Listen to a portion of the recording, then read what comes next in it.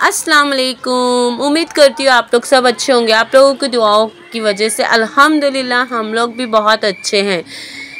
आप लोगों का स्वागत है नशरा की दुनिया में। मैं जानती हूँ बहुत दिनों के बाद हमारा ब्लॉग आ रहा है, बिकॉज़ बहुत सारे ऐसे मसले थे जिस वजह से मैं थोड़ी सी बिज़ी थी, पर ब्लॉग शूट कर रही थी पर एडिटिंग करने का टाइम नहीं मिल रहा था।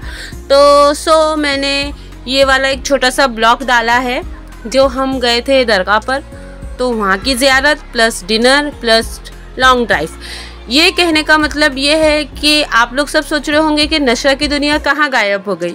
डोंट वरी गाइस, नशरा की दुनिया यही है और हमेशा रहेगी। और मेरे पास ऐसे बहुत सारे ब्लॉग्स शूट करके रखे हुए हैं, इंशाल्लाह कंटिन्यू करने की कोशिश करूँगी बैक टू बैक।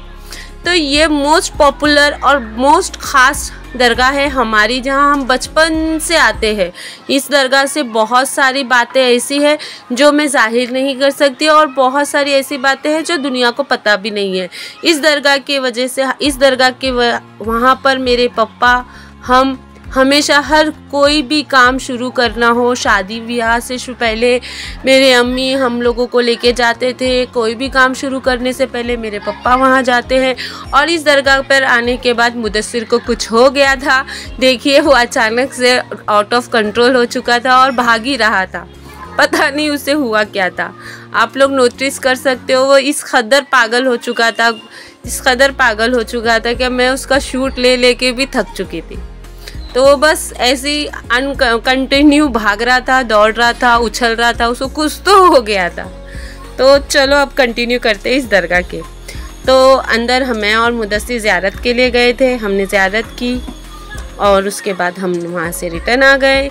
ये देखिए हमारे नाला सुपारा का व्यू, नाइट व्यू।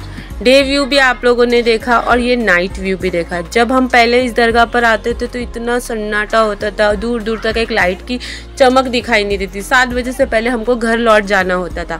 पर माशाल्लाह से आज नाला सुपारा इतना पावरफुल हो चुका है, इतना लाइटिंग, इतनी जगमगाहट, इतनी शोर शराबे के साथ कि हम नाला सुपारा को पहचान नहीं पा रहे कि ये नाला सुपारा ही है। तो गाइज़, इसके साथ कहने का मतलब यही था कि एक छोटा सा मिनी ब्लॉग डाल रही हूँ। इंशाल्लाह कंटिन्यू करूँगी आगे, रोज़ एक नए ब्लॉग के साथ आप लोगों के साथ मिलने की कोशिश करूँगी। मसरूफियात चाहे कितनी भी हो, पर ब्लॉगिंग छोड़ना नहीं है ना। ये मेरा सपना था और ये मेरा शौक़ था। सपना तो दूर की बात, एक ये शौक़ था जो मैंने शुरू किया था। इस शौक़ के साथ मैं कंटिन्यू रहना चाहूँगी और आप लोगों के साथ जुड़ना चाहूँगी। मेरे अनम नशरा इसी ब्लॉग में इतने छोटे से आज माशाल्लाह से इतनी खूबसूरत क्वींस बन गए।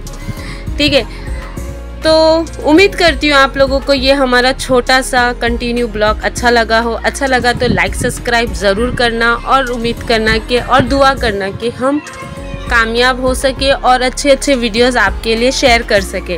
तो हम लोग फिर चले गए थे डिनर पर इसके डैडी के साथ। देखिए, कहीं भी जाओ इनके कस्टमर इनको मिल जाते हैं। कहीं भी हमको खड़ा करके वो अपनी गाड़ी रिपेयरिंग करना शुरू कर देते हैं। अनम नशरा की अनकंटिन्यू बातें। इसके साथ हम लोगों को अचानक से ज्वाइन कर लिए थे नेहा और महरिश ने। नेहा, जुबैर भैया और महरिश ने। हम उनके साथ फिर चले गए लॉन्ग ड्राइव पे। फिर हम चले गए डिनर के लिए। डिनर किया और फिर हम वापस आ गए।